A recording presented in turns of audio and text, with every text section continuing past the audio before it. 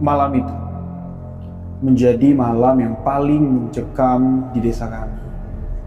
Seluruh warga tidak ada yang berani keluar rumah karena 4 hari yang lalu seorang pemuda warga desa kami ditemukan meninggal dengan cara yang cukup tragis. Warga beranggapan kematian pemuda ini adalah kematian yang tidak wajar, dan anggapan itu menguatkan pendapat-pendapat dari masa lalu yang disampaikan tua-tua Tengganai, tua-tua adat yang ada di desa kami. Biasanya seseorang yang mati dalam keadaan tidak wajar itu akan kembali gentayangan di malam keempat, dan di malam keempat kematian pemuda itu. Kejadian misteri benar-benar terjadi di desa kami. Ini cerita tentang seorang yang dikuburkan dengan kematian mengerikan dan kembali untuk menagih nyawa.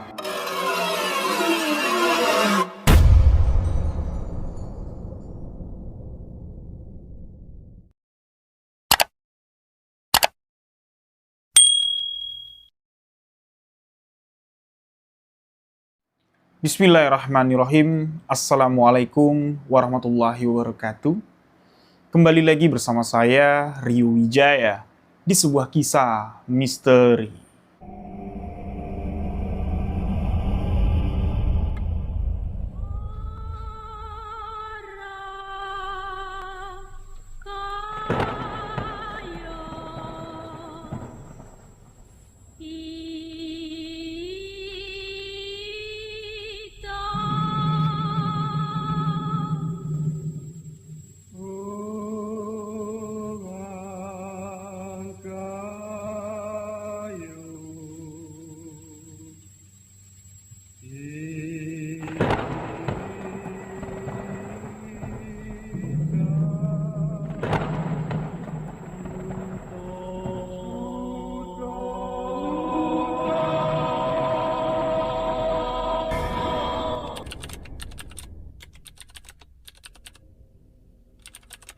Terima kasih untuk sahabat yang telah mengklik video ini. Terima kasih untuk sahabat yang telah memberikan dukungan, memberikan support agar channel ini dapat berkembang.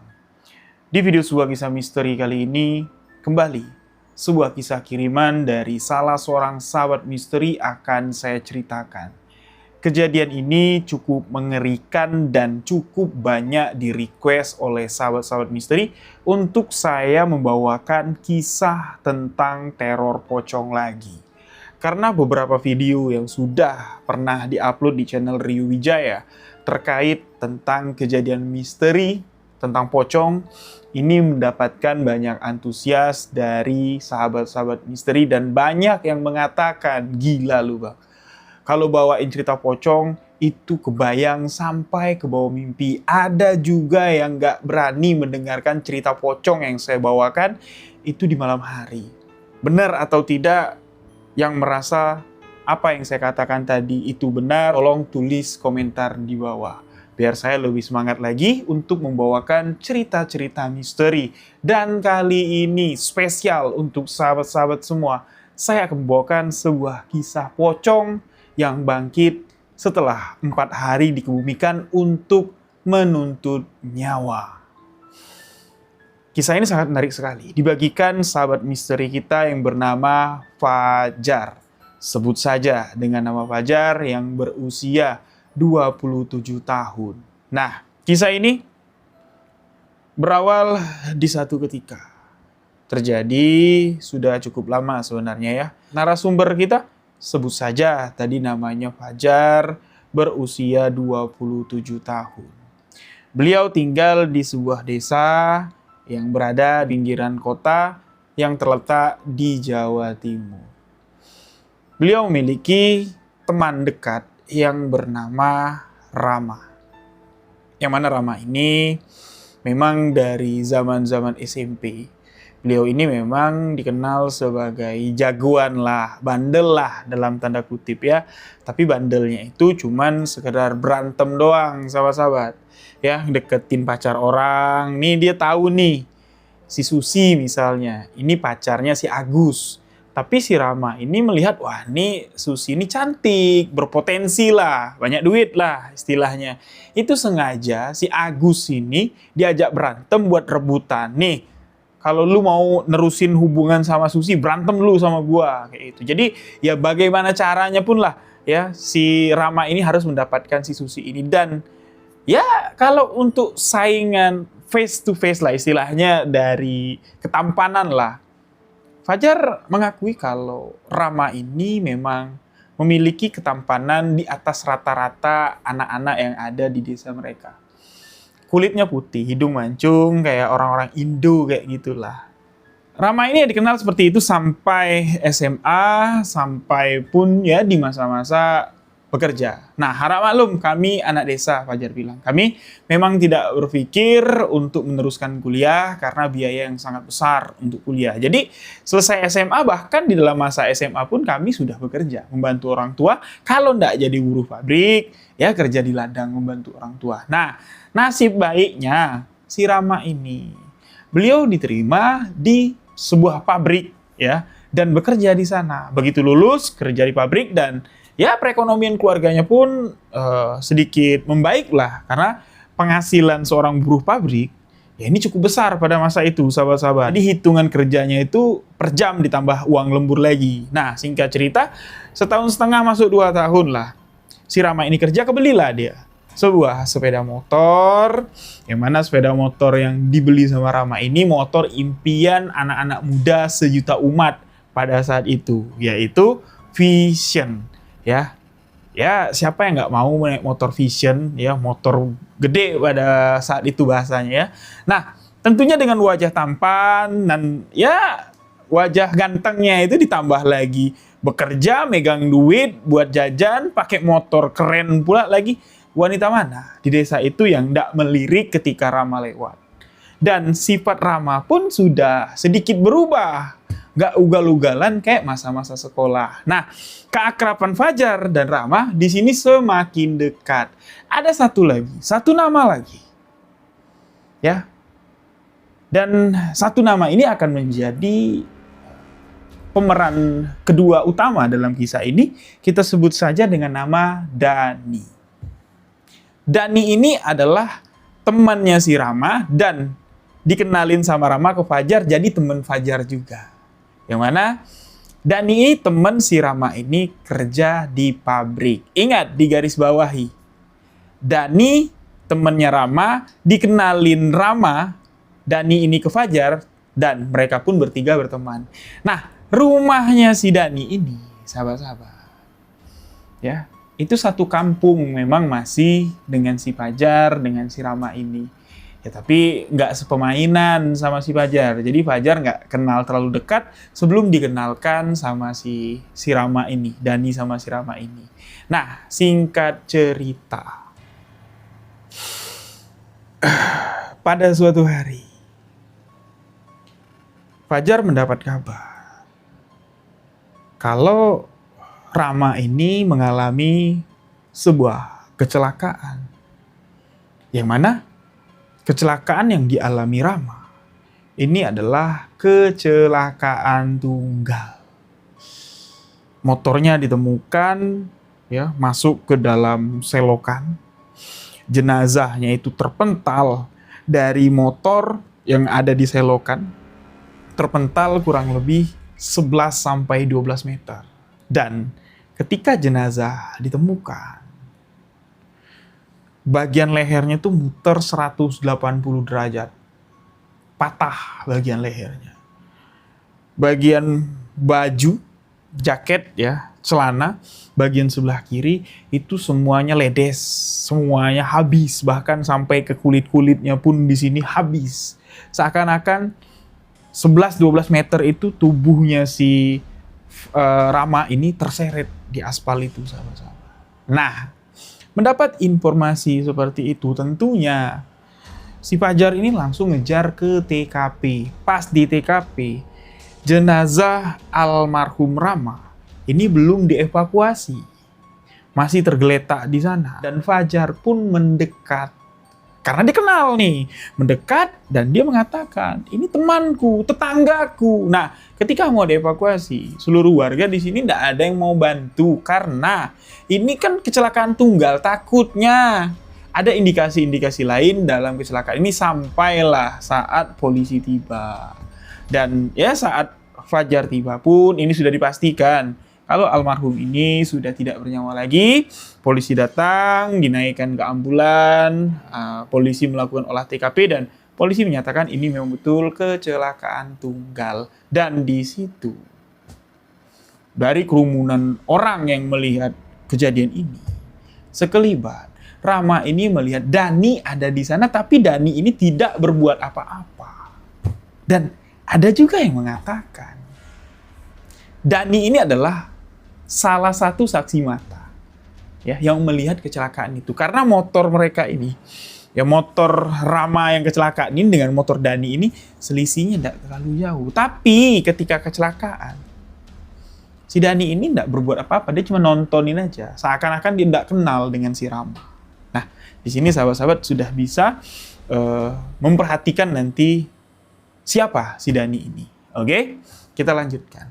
Nah, setelah dibawa ke rumah sakit, jenazah diotopsi, pihak keluarga datang, bahkan Fajar pun datang menyusul bersama keluarga almarhum Rama ini ke rumah sakit untuk menjemput jenazah. Dan dokter mengatakan, ya ini sudah meninggal beberapa saat yang lalu, meninggal di TKP, bagian lehernya patah, ya, bagian tubuh sebelah kiri ini hancur, rahangnya itu pun geser, sahabat-sahabat. Jadi harus diikat.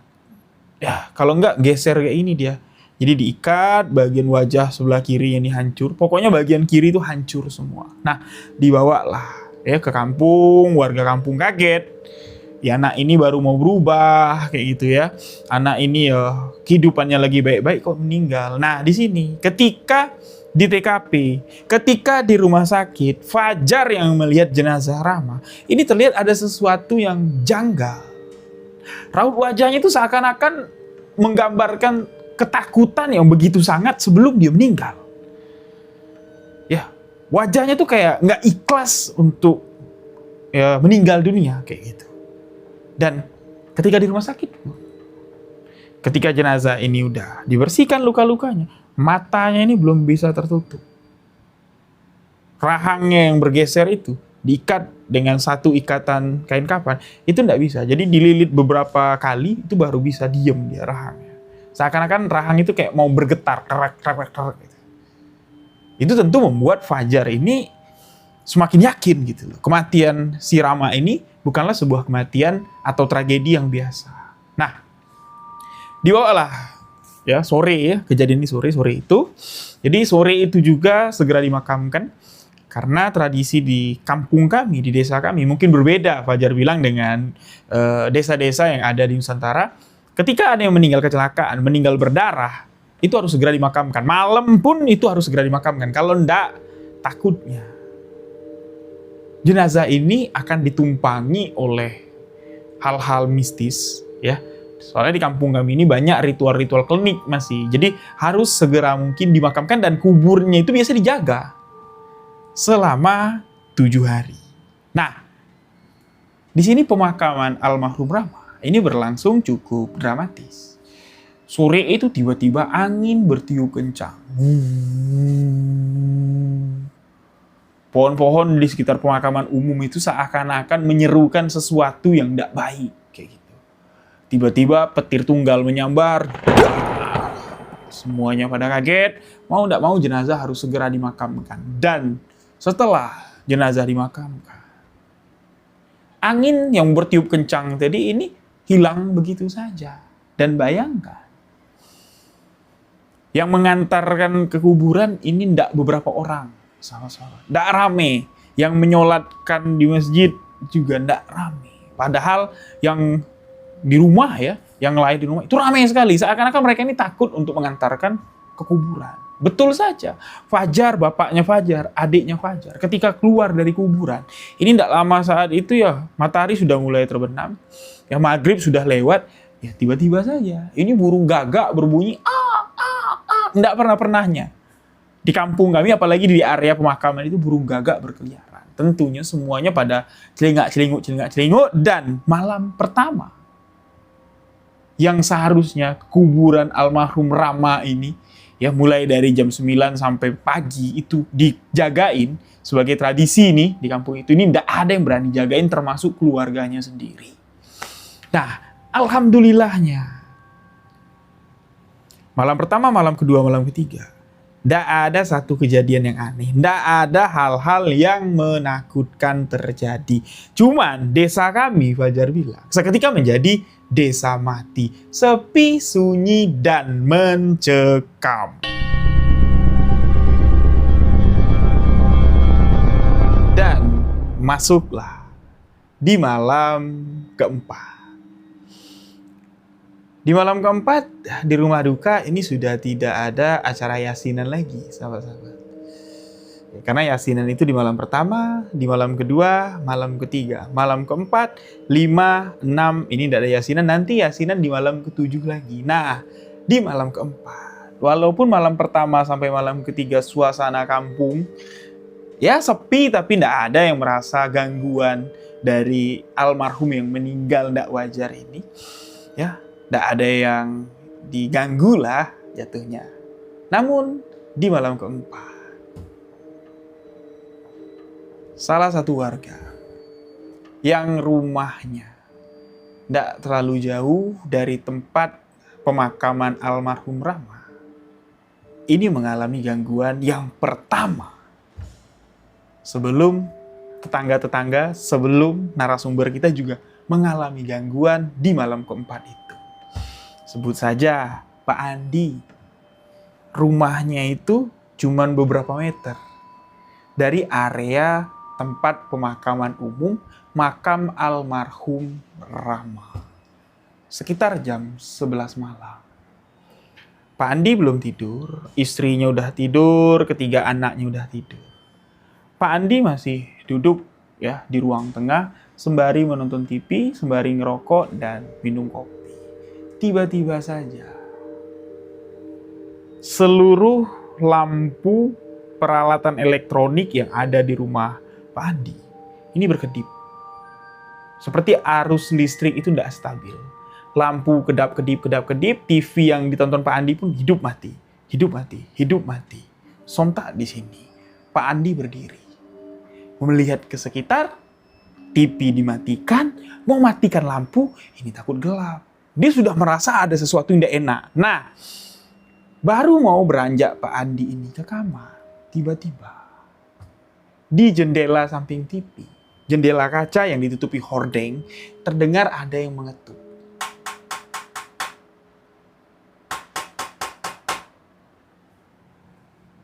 Pikiran Pak Andi, ini palingan ranting. Ya, yang tertiup angin, ngetok-ngetok kayak gitu. Udahlah. Melangkah lagi Pak Andi mendekat pintu kamar, mau buka pintu kamar, suara ketukan itu terdengar sekali dan ada suara yang menyeru.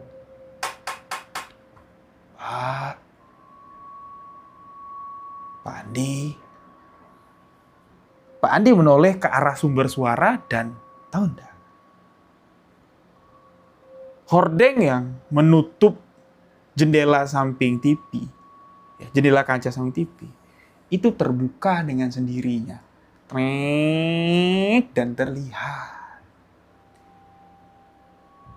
di balik jendela kaca itu berdiri sosok putih. Terlihat ya itu pocong lah. Ya. Matanya itu terus menatap Pak Andi dan tiba-tiba saja bagian pocongan atasnya itu kebuka, ya. Jadi bagian lehernya nggak kebuka, bagian pocongnya atasnya kebuka, lehernya itu berputar 180 derajat, ngadap ke belakang dan patah. Sontak, Pak Andi menjerit, "Bu, tolong, pocong!" Pocong itu menghilang, seketika menghilang. Dan ketika istri Pak Andi keluar, arus listrik yang tadinya tidak stabil, yang lampu kedap-kedip itu normal kembali. Istrinya bertanya sama Pak Andi, "Pak, kenapa? tengah malam seperti ini teriak. Apa yang kamu bilang tadi, pocong. Jangan nakut-nakutin. Pak Andi tidak bisa ngomong. Kayak gagu kayak gitu, dan dibawalah istrinya masuk. Nah, ketika istri Pak Andi sama Pak Andi ini sudah di atas tempat tidur, pintu sudah ditutup. Dari luar kamar, seperti di ruang tengah tempat ruang Pak Andi nonton TV tadi, itu terdengar seperti orang merobek kain. Sontak Pak Andi yang sudah nggak bisa ngomong tadi, ini dia duduk ngerespon, ngasih kode ke istrinya. Bu, tapi dia nggak bisa ngomong ya. Istrinya Pak Andi ini nggak bergerak dia, sahabat-sahabat. Digoyang-goyang gini nggak bergerak. Tahu nggak alasannya kenapa? Di langit-langit itu nempel sosok almarhum Rama yang pocongannya itu sudah tinggal setengah dari leher ke batas pinggang. Ikatan pinggangnya aja belum kebuka, ikatan tangannya udah kebuka, tangannya udah menjuntai kayak ini, lehernya muter patah kayak gitu, dan luka yang ada di tubuh sebelah kiri ini terlihat kayak apa ya, kayak ngeluarin darah seger kayak gitu. Istrinya Pak Andi ini ngeblalak sambil bengong kayak ini, nggak bisa ngomong apa-apa. Nah, kejadian itu memang sekilas, tapi bertahun-tahun keluarga itu menjadi trauma, dan sampai-sampai rumah Pak Andi ini ditinggalin. Sampai sekarang rumah itu dijual ndak laku-laku. Dipercaya kekuatan mistis dari kejadian yang menimpa almarhum Rama itu masih ada di sana dan siap meneror siapapun yang menempati rumah itu.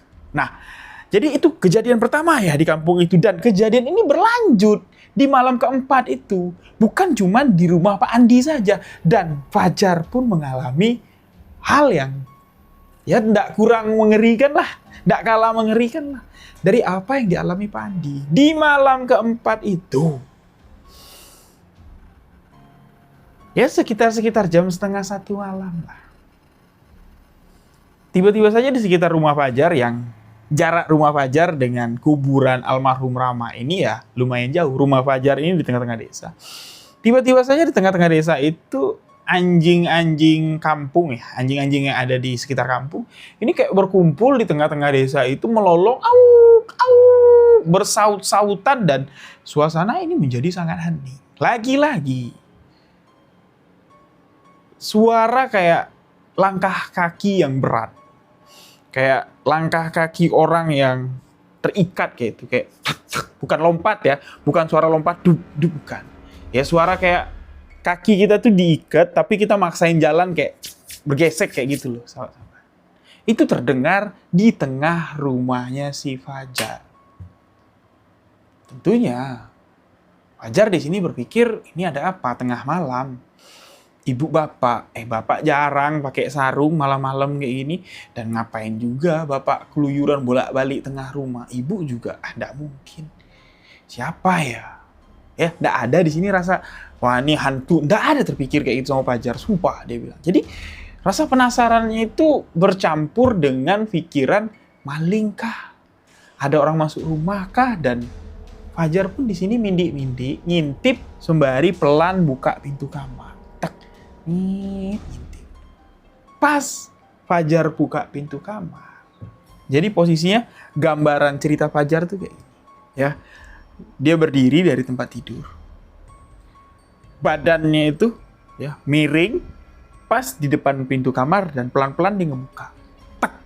Begitu dibuka, dia belum ngelongok, dibukanya dulu udah ada celah buat ngintip, baru si Fajar ini ngintip pelan-pelan. Pas dia ngintip pelan-pelan, tidak ada siapa-siapa.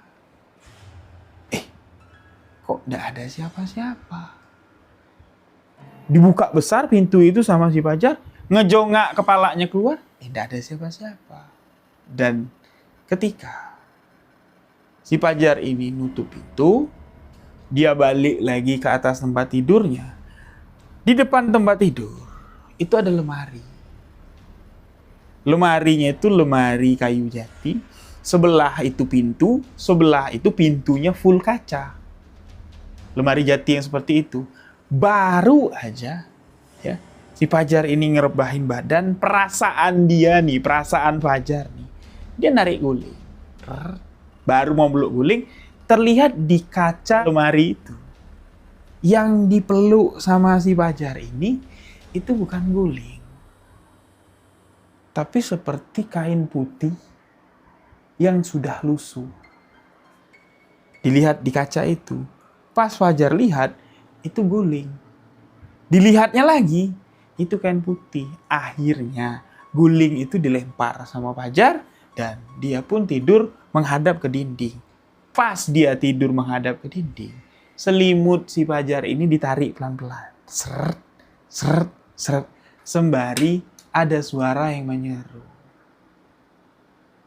Jar, aku belum mau mati. Kamu harus tahu semua.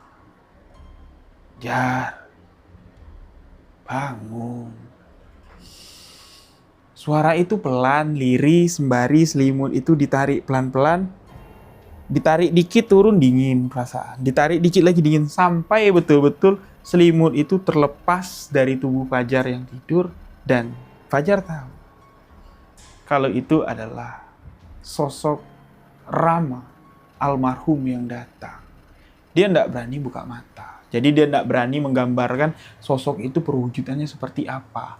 Cuman si Fajar ini ngomong, menjawab bisikan yang didengarnya. Fajar mengatakan, "Mah, sampean itu sudah mati. Aku tahu malam keempat ini sampean itu akan datang. Ingat yo, Mah. Kita berteman baik. Aku rasanya tidak punya hutang dan kalau kamu punya salah, sudah aku maafin. Tolong ya, Ma. Ke tempat yang lain saja. Jangan datang ke tempatku." Sosok itu menggeram dan mengatakan, "Kamu harus tahu semuanya." Setelah itu, tak terdengar lagi suara apapun dan suasana menjadi hening sehening-heningnya. Bayangkan, suara anjing melolong bersahutan, suasana menjadi hening, tubuh si Rama ini semakin kedinginan karena tidak berani dia buka mata bangkit buat narik selimut, itu tidak berani sampai subuh. Azan subuh berkumandang, dengar ibu bapaknya bangun, ngetok-ngetok pintu, sholat, langsung dia lari, nahan kencing, dia langsung kencing. Untung nggak terkencing-kencing di celana. Nah, kalau sahabat-sahabat yang mengalami kejadian seperti Fajar, kira-kira kencing di atas tempat tidur atau sempat nahan kencing? Tulis komentar di bawah. Pas, yang belum subscribe, belum like video ini bakal aku datangi malam ini. Dan kejadian di malam keempat setelah kematian Rama, ini bukan cuma dialami oleh dua orang ini saja, sahabat-sahabat. Ternyata tetangga-tetangga rumah almarhum Rama pun juga melihat sosok penampakan pocong itu pulang ke rumah dan berbisik kepada mereka yang melihat sosok penampakan pocong itu dengan mengatakan, "Kalian harus tahu semuanya. Aku belum mati. Aku belum mau mati." Perkataan itulah yang didengar oleh warga sampailah kejadian ini diadukan kepada kedua orang tua almarhum dan orang tua almarhum pun mengatakan, ya itulah yang sebenarnya terjadi. Kami bisa apa? Kami bisa berbuat apa? Nah, takut kejadian ini berlanjut-lanjut sahabat-sahabat. Tentunya pihak keluarga malu, ya kan? Dan ya aparatur desa, bapak kepala desa, ustadz, tua-tua tenggana yang ada di sana pun berembuk. Gimana caranya kita menghentikan teror dari almarhum Rama yang meninggal secara tidak wajar dan seperti ingin menyampaikan pesan sesuatu. Kalian harus tahu semuanya. Aku sebenarnya belum mati. Aku belum mau mati. Seakan-akan gak ikhlas mati. Kayak gitu. Diyasinin sudah. Disyaratin sudah. Dan akhirnya Allah menunjukkan ya sesuatu yang sepatutnya ini tidak dilakukan dan tidak terjadi.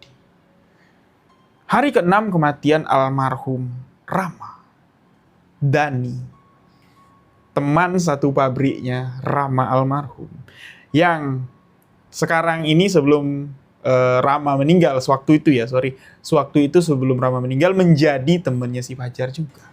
datang menemui Fajar dengan wajah yang penuh tekanan, wajah pucat, wajah ketakutan. Bayangkan, dia datang ke rumah Fajar, mau ngomong sesuatu, ini tidak berani ngomong di kampung itu. Pergilah mereka keluar dan Dani menceritakan sesuatu yang sangat amat teramat mengerikan, kalau saya bilang. Sangat amat teramat mengerikan.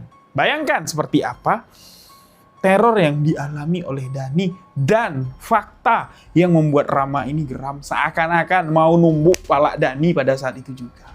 Terkait kematian almarhum Rama. Dani mengawali cerita di malam keempat setelah kematian almarhum Rama.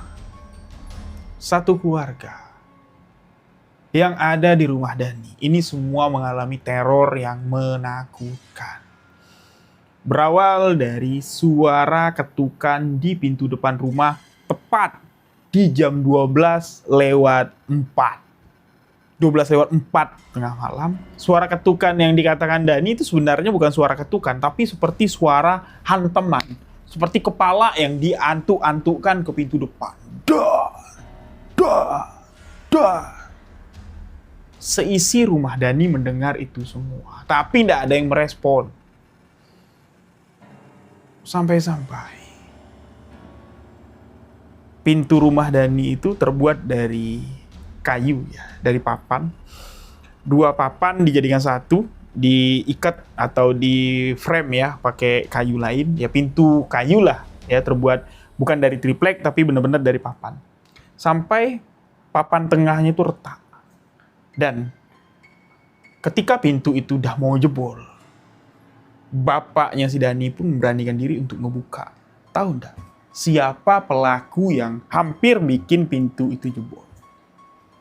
Itu adalah sosok Pocong. Yang mana Pocong itu tidak dikenali sama bapaknya si Dani. Bagian wajah Pocong itu hancur sebelah kiri. Dia terus mengantuk-antukkan kepalanya seperti ini. Bapaknya Dani ini baca surah Al-Fatihah itu, Bismillahirrahmanirrahim, Alhamdulillahirabbil alamin. Pergi kamu setan. Nggak ngaruh. Malah Pocong itu berhenti mengantuk-antukkan kepalanya dan mendongak ke atas, kepalanya itu muter. Jadi kepalanya itu sekarang menghadap ke belakang, tubuhnya ke depan. Dan berkata, anakmu berhutang nyawa.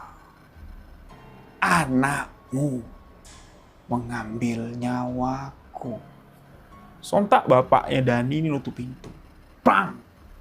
Dani keluar, narik tangan bapaknya, belum lagi. Sampai mereka ini masuk ke kamar buat sembunyi. Seluruh perabotan yang ada di rumah itu bergetar. Kayak gempa.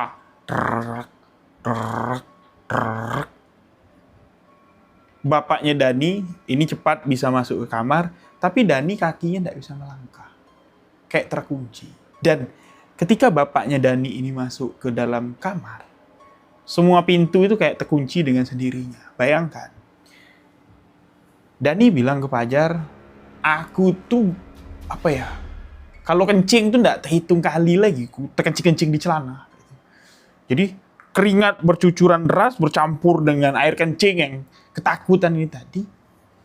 Pocong itu muncul di berbagai sisi rumah kayak kilat gitu, kayak cepat. Muncul di pojok sini, ceng. Dilihat muncul lagi di sini, sampai muncul pas di hadapan si Dani. Pocong itu berkata, semua harus tahu apa yang kau lakukan. Kau berhutang nyawa denganku. Kau berhutang nyawa denganku. Seakan-akan gini, gambaran Dani. Semua orang harus tahu kematianku ini kenapa dan apa sebabnya. Kau penyebabnya dan kau harus tahu semuanya karena kau berhutang nyawa sama aku. Dani cuma mengangguk-angguk. Sekilas pocong itu hilang. Hilang dengan sendirinya. Nah, itu di malam keempat. Jadi, ditanya sama bapaknya Dani, ada apa sebenarnya? Ini kenapa? Itu siapa? Kenapa nyari kamu? Kenapa dia bilang berhutang nyawa? Jawaban Dani simpel. Dia mengatakan, itu teman kerja aku, Pak. Meninggal pas kami baru keluar dari tempat kerja. Nggak tahu apa maksudnya. Mungkin dia ingin menyampaikan pesan sesuatu. Nggak mau ngaku dia awalnya apa yang sebenarnya terjadi kepada bapak ibunya, kepada keluarganya. Dan di malam kelima, sosok pocong itu kembali datang.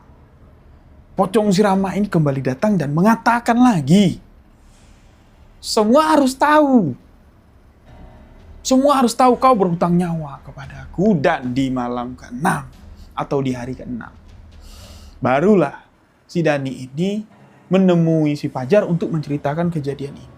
Dan satu-satunya orang yang diceritakan sama si Dani ini itulah cuman Fajar seorang diri. Karena apa? Teror ini sudah semakin mencekam. Di malam ke-6 itu, setelah Dani ini didatengin sama pocong Rama, dia tidur. Pulas sekali tidurnya dan masuk ke alam bawah sadar, masuk ke alam mimpi. Di dalam mimpinya, sahabat-sahabat. Nih, yang paling mengerikan. Dani ini melihat kalau pocong Rama ini datang. Masuk dari pintu depan, itu bukan dengan melompat-lompat. Itu juga bukan dengan melayang atau berjalan. Tapi seperti tubuhnya tuh terseret. Kayak ada yang nyeret. Serak, serak, serak gitu. Jadi masuk ke rumah itu dengan tubuh terseret. Yang terseret itu bagian sebelah kiri semua. Sampailah di posisi Dani duduk di atas ranjangnya. Pas pocong itu di bawah si Dani. Tubuh pocong itu muter kayak... Tubuhnya tuh kayak nggak ada tulang, kayak elastis bisa muter kayak itu loh. Dan seketika saja, kafan-kafannya itu pada robek semua. Tubuh pocong almarhum Rama ini telanjang menunjukkan bekas-bekas luka yang ada di tubuhnya. Dan yang lebih menakutkan lagi, kepala pocong ini, ya, setelah tubuhnya terbuka dari kain kafan, ini ngambang. Nggak berdiri, tetap dalam keadaan rebahan, itu ngambang, kepalanya tuh muter-muter, leher itu muter-muter, sampai Dani ini ngelihat pandangan tuh gelap. Sekali bangun, sekali Dani ini buka mata, dia sedang berada di dalam liang lahat, di dalam kuburan. Badannya ini dipocongin, ya. Dia ngeliat gelap, sesak, dan tiba-tiba saja ada suara yang menggeram mengatakan seperti ini. Seharusnya kau yang ada di sini, kau yang mati, aku yang hidup. Kau merenggut nyawaku. Sekarang nyawamu menjadi milikku. Kau mati, aku yang hidup. Dan itu ternyata suara almarhum Rama yang posisinya, sahabat-sahabat, kepala dengan tubuh pocong almarhum Rama ini yang sudah tidak pakai kain kafan ini lagi, telanjang gitu jatuhnya, itu pas di atas tubuh Dani yang ada di dalam liang lahat. Dani mau menjerit tapi mulut itu kayak tersumpel tanah gitu. Dan dia terbangun. Bahkan sampai terbangun, badannya si Dani ini bau mayat, bau wangi orang mati. Nah, itulah, ya, paginya dia datang menemui Fajar untuk menceritakan ini semua. Bayangkan, ketakutan, kengerian si Dani ini luar biasa. Wajahnya itu nggak bisa dibohongin, dan otomatis Fajar bertanya, ada apa sebenarnya kau dengan Rama? Dan aku juga mendengar dari saksi mata, kau ini ada di TKP, tapi kau ini nggak berbuat apa-apa. Temanmu loh, itu yang kecelakaan. Loh, kok kau diam saja? Nah, di sini baru Dani ini membuka fakta, bikin Fajar ini kepengen numbuk kepala si Dani ini tadi dengan mengatakan, maaf. Mungkin inilah yang mau diketahui atau keinginan dari arwah Rama itu. Aku membongkar apa yang sebenarnya terjadi. Sebelum kejadian, sewaktu masih di pabrik, aku sengaja meletakkan sesuatu di bagian jok motor si Rama, yaitu sejengkal kain kuning yang sudah ditulis dengan tulisan aksara Jawa sebagai sesuatu lah yang menyebabkan Rama ini mengalami kecelakaan. Dan itu sengaja aku lakukan karena aku sakit hati dengan Rama. Tapi, sumpah, Dani bilang, aku nggak kepikiran kalau dampaknya akan merenggut nyawa Rama seperti ini. Yang kupikirkan dan permintaanku kepada dukun yang bikin jampi-jampi itu cuman mengalami musibah, bukan kematian seperti ini. Makanya pas kejadian, aku tuh melihat kalau Rama itu motornya itu seperti didorong oleh sosok makhluk hitam besar. Jatuh dan tubuh Rama ini diseret-seret sepanjang jalan. Itu aku melihat itu, makanya aku tidak bisa berkata apa-apa. Sedangkan orang melihat itu kecelakaan dan tubuhnya terseret dengan sendirinya.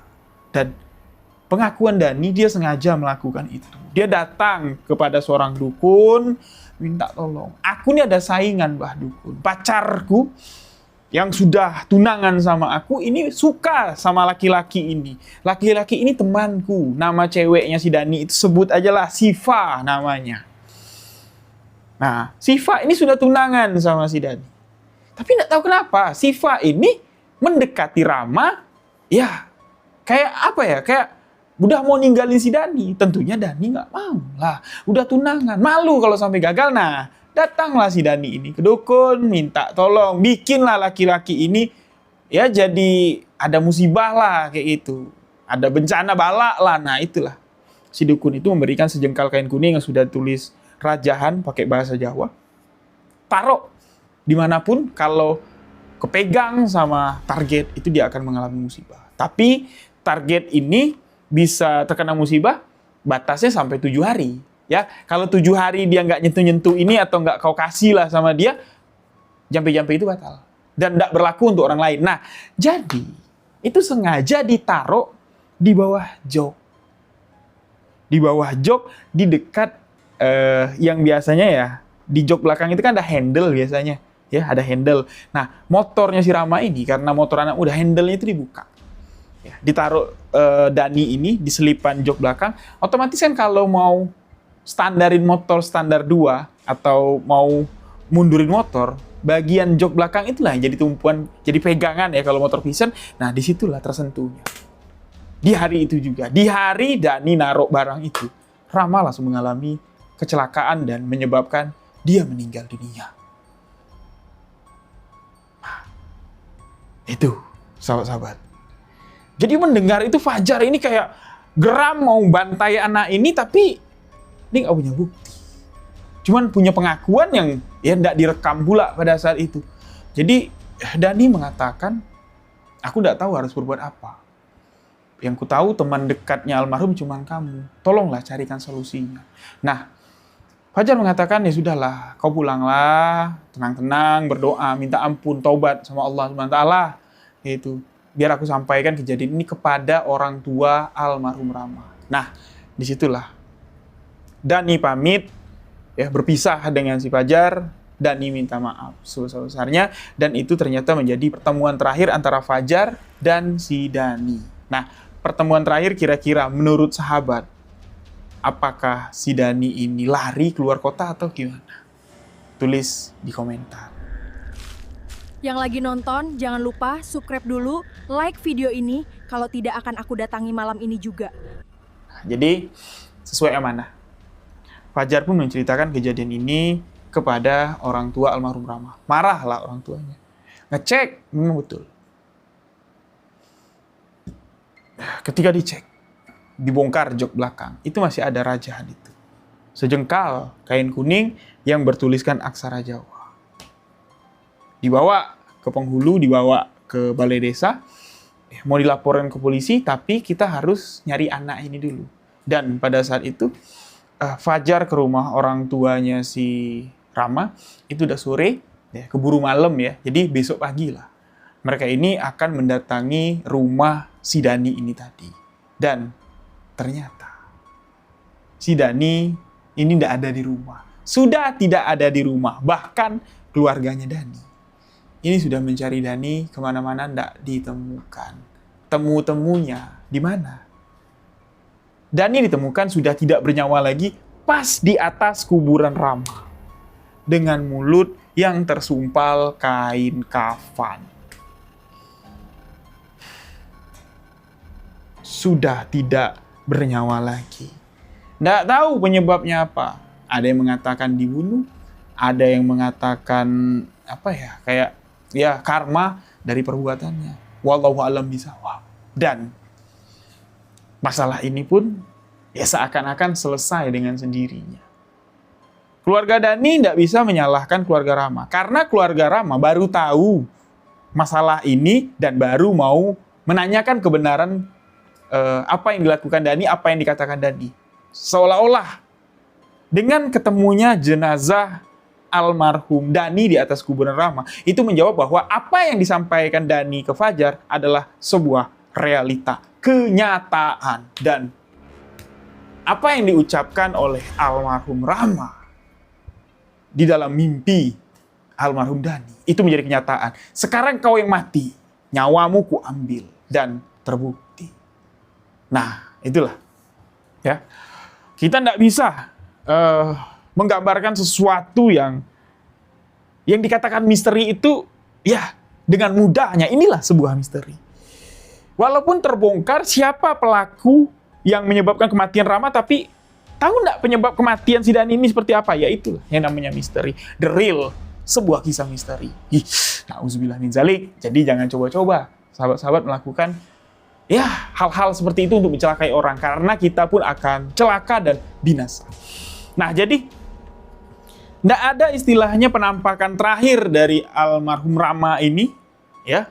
Memang suasana kampung kembali menjadi tenang, tapi teror demi teror, sosok pocong yang sering melintas di atas genteng rumah warga, sekelibat di jendela rumah warga, itu masih sering terlihat. Tapi tidak tahu apakah itu sosok pocong Rama atau sosok pocong yang lain, atau itu perbuatan jin yang ingin memfitnah mayit. Ya, itu semua hanya Allah yang tahu. Nah, jadi demikian sebuah kisah misteri kali ini. Gimana? Bener nggak yang saya bilang di live TikTok tadi? Epic horror teror pocong ini. Jadi semoga saya bisa menceritakan kisah sesuai dengan harapan sahabat. Seperti banyak komentar, Bang Rio, ayo comeback seperti Rio Wijaya yang dulu. Walaupun suasana kita seperti ini, nggak kayak di Jambi. Itu akan kita usahakan, kita buat semaksimal mungkin seperti di Jambi, perlahan. Tapi gimana pendapat sahabat tentang pembawaan saya dalam cerita ini? Nyampe nggak horornya? Sudah comeback belum Rio Wijaya? Tolong tulis di komentar agar saya berbenah diri, mengkoreksi diri sebagai seorang kreator yang harus bisa menghibur seluruh subscribernya, seluruh sahabat misterinya. Saya Rio Wijaya undur diri. Jika ada salah ucap, salah kata dalam penyampaian kisah ini, mohon dimaafkan. Wabillahi taufiq wal hidayah. Wassalamualaikum warahmatullahi wabarakatuh. Salam sahabat misteri.